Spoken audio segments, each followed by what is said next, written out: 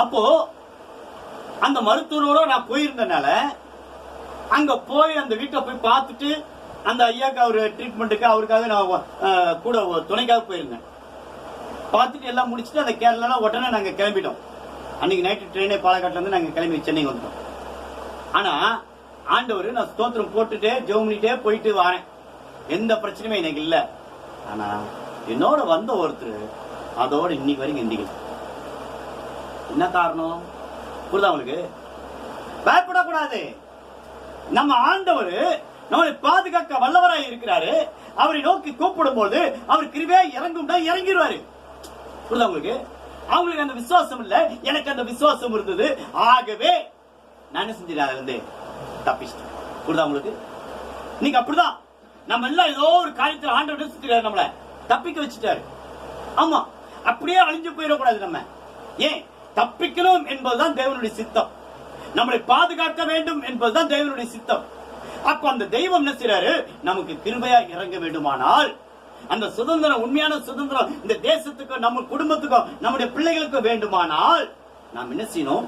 ஆண்டவர் நோக்கி தாவீதை கூப்பிட்டதை போல நாம் என்ன செய்யணும்? சொல்லுங்க, தேவனே உங்க கிருபையின்படி எனக்கு இறங்கும் அப்படின்னு கேட்கணும்.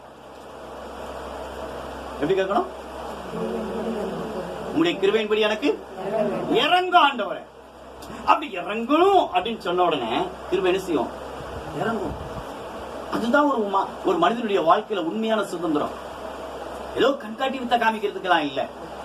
ஆமா, ஒருவருக்கு ஒரு பிரச்சனை, ஒரு நோய் இருக்கு அப்படின்னா அந்த நோயிலிருந்து வெளியே வரணும். ஒருவனுக்கு ஒரு குடும்பத்துல ஒரு பிரச்சனை இருக்கு, ஒரு சூழ்நிலை மாற்றம் இருக்கு, அந்த சூழ்நிலை மாற்றத்திலிருந்து வெளியே வரணும். அதுதான் உண்மையான சுதந்திரம். அப்படி வராவிட்டால் அவன் என்ன செய்யணும்? தேவன் சமூகத்துல காத்திருக்கணும், ஜெபிக்கணும். வேற ஒண்ணுமே செய்ய வேண்டாம். கோடி கோடியா காணிக்க கொட்டணும்னு ஆண்டவர் கேட்கவே. அதான் சொன்னேன், அவர் ஒன்னும் சாதாரண மனுஷன் அல்ல, அவர் தேவாதி தேவன். இந்த அட்டாசலா எல்லாத்தையுமே எல்லா அகிலத்தையும் எல்லாத்தையுமே அவர் செஞ்சாரு, உருவாக்கினவர். மனிதனை அவர் செஞ்சாரு, உருவாக்கினவர். மனிதன் தன்மையாக இருப்பது நல்லதல்ல என்று கண்டு அவருக்கு ஏற்ற துணையும் ஆண்டவர் உருவாக்கினார். குடும்பத்தை உருவாக்கினார். பாருங்க, முதல் குடும்பம் யார் உருவாக்குறது? ஆண்டவர் உருவாக்கினார். அப்ப ஆண்டவர் உருவாக்கின குடும்பம் எப்படிப்பட்ட குடும்பம் யோசித்து பாருங்க.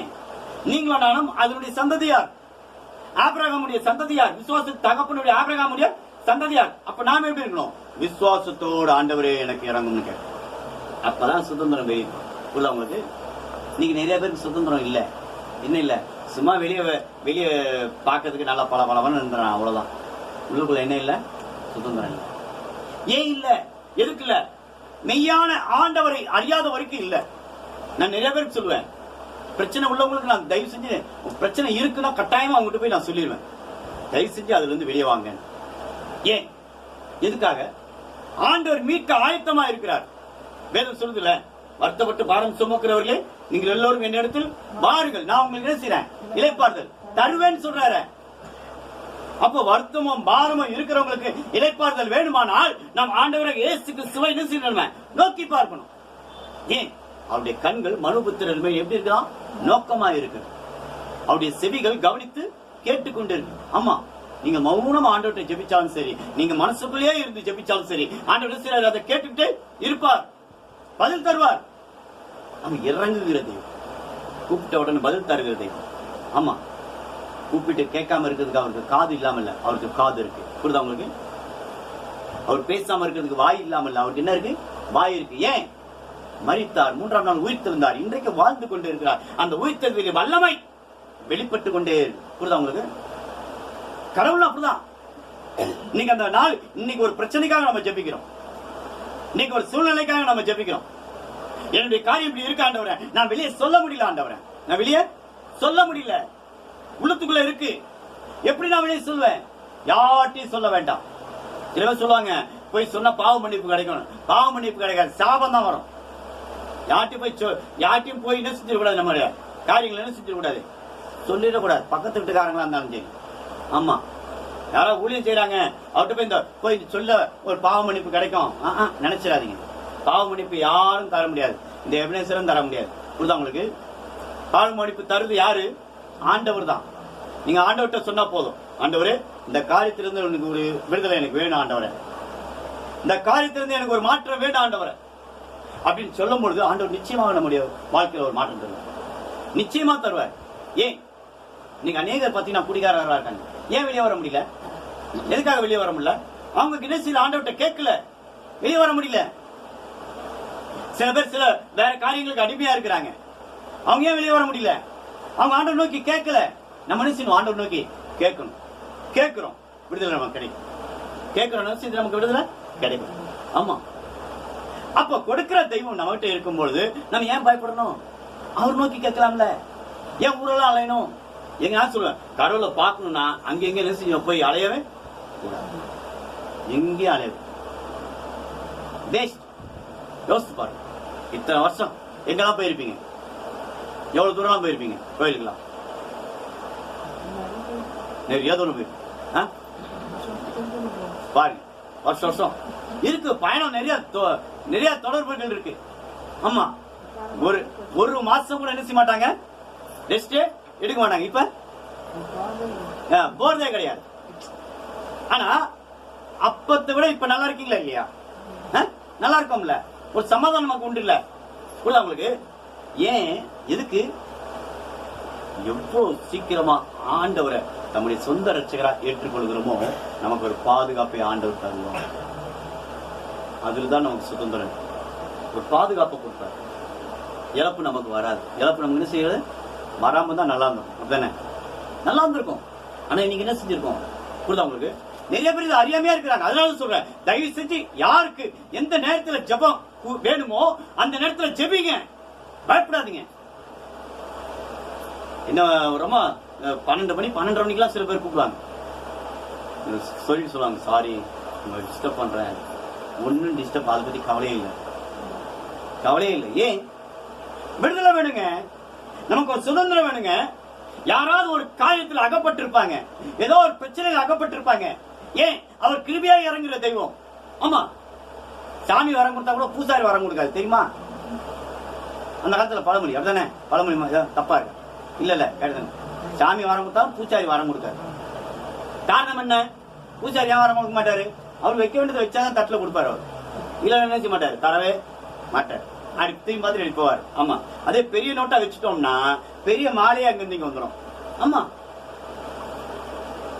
நான் ஒரு முறை ரொம்ப நாளைக்கு முன்னாடி தஞ்சாவூர் கோயிலுக்கு போயிருந்தேன், கல்யாணத்துக்குலாம் முன்ன. ஆமா, எல்லாரும் அன்னைக்கு வந்து பாத்தீங்கன்னா வந்து அந்த ராஜ குடும்பத்துக்கு ஏதோ ஒரு அபிஷேகம் ஏதோ நடக்குதாங்க. எனக்கு தெரியாது. என்னை கூட்டு போனவங்க செஞ்சாங்க, வாங்க மேல போலாம், போய் பார்க்கலாம் அப்படின்னாங்க. நீங்க வரமாட்டீங்களா அப்படின்னா, எனக்குலாம் ஒண்ணு இல்லப்பா, வாப்பா அப்படின்ட்டு போய் பார்க்கலாம், சுற்றுலாத்தலம் தானே, வா சுற்றுலாத்தலம் போய் பார்த்துக்கலாம் அப்படின்னு போன நேரம் மேல கூட்டு போயிட்டாங்க. மேல கூட்டு போனா அங்க எல்லாம் கரெக்டா நிக்கிறாங்க, பூஜை ரெடி. நான் கடைசி நின்றா, கடைசியில நிற்போம். கடைசியில் நின்னேன், நின்று கூட்டாங்களா, நான் விட்டாங்க போலாம். போனா அந்த பூஜை எல்லாம் முடிஞ்ச பிறகு அந்த வெள்ளியில ஒரு பெரிய கிரீடம் வச்சிருக்கிறாங்க. ஆமா, அந்த கிரீடத்தை அந்த இவங்களுக்காக தலையில வச்சு வச்சு வச்சு வச்சு எடுக்கிறாங்க. பார்த்து இது என்னடா இது அப்படின்னா, இல்ல வா வா பாப்பா நல்லது அப்படின்னா, நான் கையை காமிச்சேன், வைக்காதப்பா அப்படின்னு. ஏன் ஏன் எனக்கெல்லாம் வேண்டாம், எங்க ஆண்டு கிரீடம் போதுன்னு மனசுல வச்சுட்டு எனக்கெல்லாம் வேண்டான்ட்டு நாம இறங்கி வந்துட்டேன். ஆமா, அது மாதிரி இல்ல, இங்க பச்சைப்பாதம் பாராத தெய்வம். நம்ம தெய்வம் என்ன செய்ய மாட்டாரு? பச்சைப்பாதம் பார்க்கவே மாட்டாரு. பெரியவங்களுக்கு இதை வைக்கணும், சின்னவங்களுக்கு இதை வைக்கணும். ஆமா, ஒருத்தர் இருக்கிறாரு ரொம்ப சென்னை தாண்டி ஒருத்தர், அவர் என்ன செய்யறாரு, திருவொற்றியூருக்கு வராரு. உங்களுக்கு சொன்னா யாருக்கும் தெரிஞ்சிடும். திருவொற்றியூருக்கு வராரு ரொம்ப நாளைக்கு முன்ன. வரும்போது எல்லாருக்கும் ஆசீர்வாதம் கொடுக்குறாரு. எவ்வளவுமா டிக்கெட்டு? 3000 ரூபாய். எவ்வளவு டிக்கெட்? எவ்வளவு ஆசீர்வாதம் வாங்க? 3000 ரூபாய். ஆனா அந்த 3000 ரூபாய் டிக்கெட்டுக்கு என்ன ஆசீர்வாதம்னா இந்த கையில கொடுப்பாரு. ஆனா 10,000 ரூபாய் டிக்கெட். எவ்வளவு? 10,000 ரூபாய் கொடுத்தா என்ன செஞ்சிடாரு, அதுல இருந்து ஒரு பூ எடுத்து கையில கொடுத்தாரு. நல்ல அருமையான ஆசீர்வாதம். நான் எங்க மதுரையை போய் திட்டினேன். அவங்க 3000 ரூபாய் கொடுத்துட்டு போனவங்க. ஆமா, ஆதாரம் இல்லாம சொல்ல, அவங்க போனவங்க எதுக்குன்னு திட்டினேன். ஏன்? கடவுள் என்னைக்குமே விலை பேசவே முடியாது. ஆமா, 3000 ரூபாய்க்கு 5000 ரூபாய்க்கு கடவுள் போவார். 10 பைசா கூட நீங்க தர வேண்டாம். ஏன்னா அவருடைய விலை ஒரு மனுஷனை இந்த உலகத்தை அளந்தா கூட பத்தாது. அவ்வளவு பெரிய காரியம் பண்ணி இருக்கிறார். அதுதான் நமக்கு சுதந்திரம். ஏன் கட்ட விரல்ல உள்ள ரேகை யாருக்கா செட் ஆகுமா? யார் படைச்சா? கடவுளுடைய படைப்பு. எவ்வளவு ஆச்சரியம் பாருங்க. அப்போ ஒரு கட்ட விரல எப்படின்னா உள்ள உள்ள ஒவ்வொரு பாகத்துக்கு என்னாச்சு? லிவர் பச்சுனா சொல்றான், லிவர் பச்சா 50 லட்சம் ரூபா மாத்திடலாம். எப்படி? ஆமா, சென்னையில ஃபேமஸான ஒரு ஆஸ்பத்திரி 50 லட்சம் ரூபா என்ன செஞ்சிடலாம், லிவரை மாத்திடலாம். புக் பண்ணுங்க, அட்வான்ஸ் பண்ணிருங்க. அட்வான்ஸ் எவ்வளவு கட்டணும்? அதுல 50% கட்டணும். 25 லட்சம் ரூபா அட்வான்ஸ் கட்டு என்ன செய்யலாம், லிவரை மாத்தி வச்சிடலாம். சரின்ட்டு எல்லாம் இல்ல மாத்தி ஆகணும்னாங்க. அப்புறம் லாஸ்ட்ல ஒரு டவுட், கன்ஃபார்மா சரியா போயிருமா? நாங்க என்னமா செய்ய முடியும், மாட்டுவோம், வந்தாதான் போச்சு. எப்படி? 50 லட்ச ரூபா கொடுத்து என்னாச்சு, வந்தாதான் போச்சு. மராட்டி 50 லட்ச ரூபாய் காலி, ஆளும் காலி. கொடுத்தா உங்களுக்கு. அதான் நான் சொன்னேன், வாயை மூடி சும்மா இருங்க, ஆண்டவர் நம்புங்க, ஆண்டவர் விடுதலை தருவார். சோமன்றோம் இன்னைக்கு வரைக்கும் ஆண்டவர் பாதுகாத்திருக்கிறார். அந்த பாதுகாப்பை நம்பிக்கையோடு பாதுகாத்துக் கொள்ள வேண்டும். ஆண்டவர் பாதுகாப்பு கொடுத்துடுற, ஆண்டவர் பலனை கொடுத்துடுற, ஆண்டவர் சுகத்தை கொடுத்துடுற. நம்ம என்ன செய்யணும், அவருக்கு என்ன செய்யக்கூடாது, நம்ம துரோகம் பண்ணவே கூடாது. ஆண்டவரே மக்கள் நன்றி. ஆண்டவர் எதிர்பார்க்கறது அதுதான், நன்றி சொல்லணும் ஆண்டவருக்கு. ஜெபிக்கும் போது கூடி ஜெபிச்சு என்ன செய்யணும், ஆண்டவருக்கு நன்றி, ஆண்டவரே மக்கள் நன்றி அப்படின்னு நம்ம தொடர்ந்து சொல்லும் பொழுது, அங்க 50 லட்சம் ரூபா ஒரு லிவருக்குன்னா கிட்னிக்கு எடை போடுங்க, கண்ணை கணக்கு போடுங்க, இதயத்தை கணக்கு பண்ணுங்க. இப்படி போட்டா எத்தனை லட்சம் ரூபா வரும் நமக்கு? லிவருக்கே 50 லட்சம். அப்ப ஹார்ட்டுக்கு எவ்வளவு போகும்? 1 கோடி ரூபா கேட்பான் டப்புன்னு எமர்ஜென்சினா. கவர்மெண்ட் ஹாஸ்பிட்டல் ஃப்ரீயா ஏதோ கிடைச்சா வைப்பான், இல்லைன்னா இல்ல. 1 கோடி. அப்ப உங்க மதிப்பு என்ன மதிப்பு? நம்ம மதிப்பு பல கோடி கொடுத்தா உங்களுக்கு. ஆனா பல கோடி ரூபாய் கொடுக்காம ஆண்டவர் நமக்கு நல்ல சுகத்தையும் பலனையும் கொடுக்கிறாரு. ஒரு நோய் வந்தாலும் சரிப்படுத்துறாரு. அவருக்கு நம்ம என்ன செய்யறோம்? பணத்தை கேட்கல ஆண்டவரு, நன்றி சொல்லுங்க. சுதந்திரம் ஆராதிங்க ஆண்டவர் நோக்கி. தடை இருக்க கூடாது. ஜபத்துக்கு தடை விட்டா உற்சாராயிடும். ஆண்டவரே நினைச்சிடும், ஆண்டவருக்கு ஜெபிக்கணும். ஏன்? பிசாசுடைய தந்திரத்திலே முக்கியமான தந்திரம் என்ன தெரியுமா? ஜெபிக்க விட மாட்டான். என்ன விட மாட்டான்? ஜெபிக்க விட மாட்டான். அப்பதான் நமக்கு தூக்கம் வரும். ஆமா, அப்பதான் நமக்கு என்ன வரும்? ஆச்சரியம் வரும். அப்பதான் என்ன வரும்? ஏதாவது ஒண்ணு வரும். ஆமா, அப்ப என்ன செஞ்சோம், நாம் அப்படிப்பட்ட காலகட்டத்துல நாம் எப்படிப்பட்டவர்களா இருக்கணும்? ஆண்டவர் நோக்கி துதிக்கிறவர்களா இருக்கணும். துதிக்கும் போது தாவீது கேட்டது போல நம்ம கேட்டோம்னா நிச்சயமா அந்த கிருபை நம்ம மனசையும் இறங்கும். அந்த கிருபை மூலமா ஆண்டவர் மனசு ஒரு சுதந்திரத்தை தருவாரு. அது நிச்சயமா தருவார். ஆமா, நிச்சயமாகவே முடிவுண்டு. உன் நம்பிக்கை வீண் போகாது. ஆண்டவர் சொல்றாரு, நிச்சயமாகவே முடிவுண்டுப்பா. உன் நம்பிக்கை என்ன செய்யாது? வீண் போகாது. அப்ப நம்பிக்கை வீண் போகாதுன்னா அப்ப நம்ம நம்பிக்கை எப்படிப்பட்ட நம்பிக்கையா இருக்கணும்? உறுதியான நம்பிக்கையா இருக்கணும். அது உறுதி உள்ள நம்பிக்கை. அந்த நம்பிக்கையில நம்ம உறுதியா இருக்கும் போது அந்த ஆண்டவராக இயேசு கிறிஸ்து நம்மளை இதுவரைக்கும் வழி நடத்துவோம், இனிமேலும் வழி நடத்துவோம். புரியுதா உங்களுக்கு? இதுவரைக்கும் நான் வழி நடத்திட்டேன். அப்ப இனிமேட்டு வர்ற போல காலம் ஆண்டவருடைய கிட்ட, ஆண்டவருடைய சன்னிதானத்துல கொடுங்க. ஆண்டவர் மீதியானதை அவர் பார்த்துப்பாரு. அவரால் கூடாதது ஒன்றும் இல்லை. தாவீது ஆண்டவரை நோக்கி விண்ணப்பம் பண்றாரு. யோசிச்சு பாருங்க, எத்தனை பரிசுத்தமான ஆண்டவரை நோக்கி விண்ணப்பம் பண்றாங்க. எலியா, எலிசா தீர்க்கதரிசிகள், ஏசியா தீர்க்கதரிசி, ஆண்டவருடைய பிறப்பை முன்னறிவித்த தீர்க்கதரிசி, 66 ஆகமங்கள் இருப்பதை போல 66 அதிகாரம் உள்ள புத்தகம் ஏசியா தீர்க்கதரிசி புத்தகம். ஏன் அத்தனை காரியங்கள் இதுல உள்ளடங்கி இருக்கு? அவ்வளவு பெரிய பரிசுத்தம் உள்ள வேதாகம் தான் அந்த வேதாகம். ஏன்? அதனாலதான் இதுல என்ன போட்டிருக்கு? பரிசுத்தம் உள்ள வேதாகம். பரிசுத்த வேதாகமும் அது பரிசுத்தம் உள்ளது. ஆகியால் நீங்களும் பரிசுத்தமாக இருங்கள். ஏன்? உங்களுடைய வாழ்க்கையில் சொல்லுங்க, நான் சுதந்திரமா இருக்கிறேன். ஏன்? ஏதோ ஒரு பிரச்சனை மாட்டிட்டு இருக்காங்க. ஆண்டவரை கேட்கணும், ஆண்டவரே எனக்கு ஒரு விடுதலை வேணும், எனக்கு ஒரு சுதந்திரம் வேணும். இந்த காரியம் யாரும் சொல்றேன், எந்த ஒரு மனுஷன்கிட்ட நீங்க சொல்ல வேண்டாம். ஆண்டவர்கிட்ட மட்டும் விண்ணப்பம், ஆண்டவர்கிட்ட மட்டும் விண்ணப்பம் பண்ணணும். சில பேர் பாருங்க, பேச முடியாது, பயப்படாதீங்க. அவங்களால ஜெபிக்க முடியாது, பயப்படாதீங்க. ஆனா அவங்க காதுல போய் சொல்லணும். ஆமா, ஏன்? கிருபை பெருகும், கிருபை பெருகும். கிருபை பெருகும் பொழுது ஊமையை கூட நீங்க என்ன செய்யறாங்க? ஆண்டவரை ஆராதிக்கிறாங்க. அதுல இருந்து ஆண்டவர் விடுதலை தந்தார். குருடர்களை என்ன செய்யறாங்க? ஆண்டவர் நோக்கி ஆராதிக்கிறாங்க. ஆண்டவர் என்ன செய்யறாரு? அதுல இருந்து விடுதலை கொடுக்கிறார். அப்ப என்ன உண்டு அவங்களுக்கு? இது வரைக்கும் சுதந்திரமா இல்லாதவங்க ஆண்டவரை ஆராதிக்கும் போது நம்முடைய வாழ்க்கையில ஒரு சுதந்திரம் உண்டு. இன்றையிலிருந்து நம்ம ஆராதிக்கும் போது இன்னும் ஒரு படி நமக்கு ஆண்டவர் நிச்சயம் நமக்கு சுதந்திரத்தை ஆண்டவர் நிச்சயமா தருவாரு. அப்படி தரும்பொழுது அந்த கிருபை பெற்றுக்கொள்ள நிச்சயம் தாவீதை போல நிச்சயம் நம்ம செபிக்க காத்துறோம். தாவீது அநேக இடத்துல நெருக்கப்படும் போது சொல்வார், ஆண்டவரே என் படுக்கை என்ன செய்ய கண்ணீரால் நினைச்சுறேன், நானு நினைக்கிறேன் ஆண்டவரை. ஏன் படுக்கையில கூட நினைச்சுவான் தாவீது சோம் பண்ணிட்டு இருப்பார். நம்மோட சில நேரத்துல எந்திக்க முடியாம படுத்திருப்போம். சொல்லல நான் படுத்திருக்கேன் மாதிரி. ஆமா, ஒரு முறை உடம்பு சரியில்லாம ரொம்ப கஷ்டப்பட்டேன், எந்திக்க முடியல. என் மனைவி சொன்னா, இல்லங்க நீங்க எந்திரிச்சு உட்காந்துருங்க அப்படின்னா. என்ன எந்திரிச்சு உட்காருங்க முடியல, அப்படியே படுத்துருவேன். எந்திரிச்சு உட்கார கூட என் உடம்புல தெம்பு இல்ல. ஆமா, நான் ஒரு முறை சொன்னேன், எந்திரிச்சு உட்காரவே முடியாது. அப்ப எவ்வளவு பிள்ளை வேணும்? ஒரு அரை மணி நேரம் உட்காருங்க, ஒரு பிரேயருக்கு உட்காருங்க, முடியாது முடியலமா அப்படின்னு அப்படியே படுத்துருவேன் நான். ஆனா ஒரு வெள்ளிக்கிழமை, இதே மாதிரி வெள்ளிக்கிழமை உபவாசம் போட்டு குடிவாதத்தோட ஆண்டவரே இந்த பிளவினை இப்பவே என்னை விட்டு நிறுத்திட்டோம் போகட்டும் ஆண்டவரேன்னு சொல்லி குடிவாதமா ஜெபிக்கும் போது யூஸ் எல்லாம் கொடுக்கும் போதெல்லாம் எந்திக்க முடியல. ஒண்ணுமே இல்லாம உபவாசம் இருந்து ஜெபிக்கிறோம். ஆண்டவர் பலனை கொடுத்துட்டாரு. எங்க இருந்தா அந்த பலன் வந்ததுன்னு தெரியும். அவ்வளவுதான், அன்னியோட சரியா போச்சு. அப்படியே எத்தனை பேர் என் சொந்தக்காரெல்லாம் போன் பண்ணி வைப்பாங்க, என்னாச்சு என்னாச்சு என்னாச்சு. எல்லாருக்கும் பயம் என்னதுமா? கொரோனாவா? எல்லாரும் என்ன பயம்? கொரோனாவா? எங்களால கொரோனா ஒண்ணும் பண்ண முடியாது. ஏன் சொல்லுங்க? ஆண்டவர் நம்மோடு.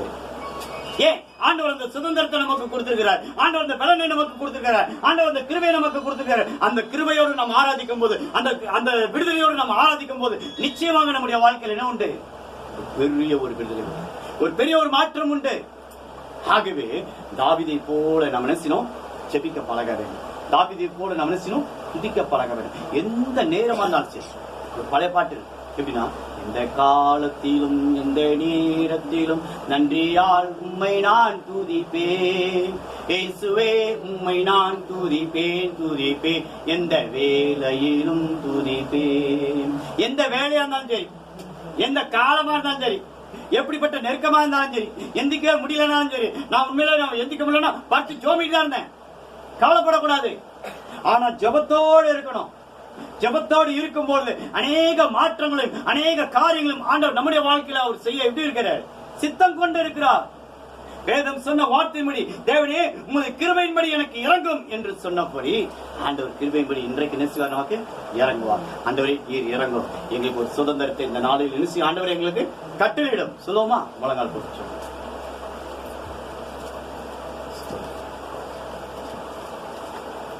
தூயாதி தூயவரே உமது நான் பாடுவேன், தூயாதி தூயவரே உமது புகழை நான் பாடுவேன். பாரில் எனக்கு வேறென்ன வேண்டும்?